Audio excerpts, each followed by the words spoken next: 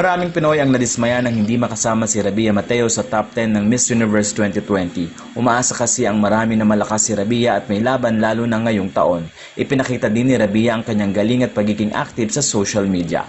Pero ilang mga netizens naman na nagsabi na malaki ang naging epekto ng pagiging vocal ng ilang mga Pinoy pagdating sa kanilang nararamdaman online kaya hindi napasama si Rabiya sa top 10. Criticism kasi ang maraming binigay ng Pinoy lalo na sa ibang candidates for Miss Universe. Isa na nga dito si Miss Canada na nakatanggap ng ilang bashing mula sa Pinoy Miss Universe fans.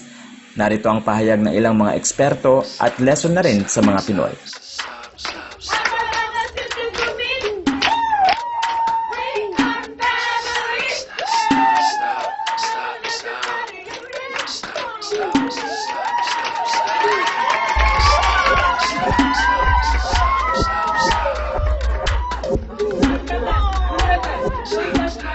Ayon kay Hey Adam G, I think this should serve a lesson to all of us Filipino pageant fans. Our constant criticism and bashing affected our Bet's mindset and psyche. We put so much pressure that got the best of her. Having said that, I'm still proud of what you have accomplished, Rabiya. Thank you for maintaining our winning streak in Miss Universe.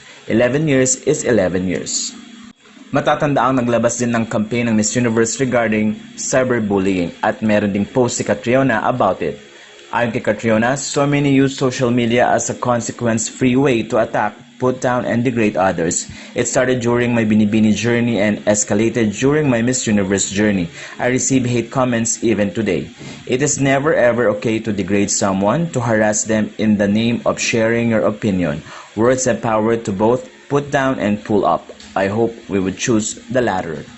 Samantala, hindi man napasama si Rabiya sa top 10 or nanalo bilang Miss Universe 2020, marami namang mga Pinoy ang patuloy na sumusuporta sa kanya at nagbibigay ng congratulatory messages dahil na rin sa ginawa niyang performance sa Miss Universe. Mula dito sa Pinoy Showbiz Latest, congratulations Rabiya.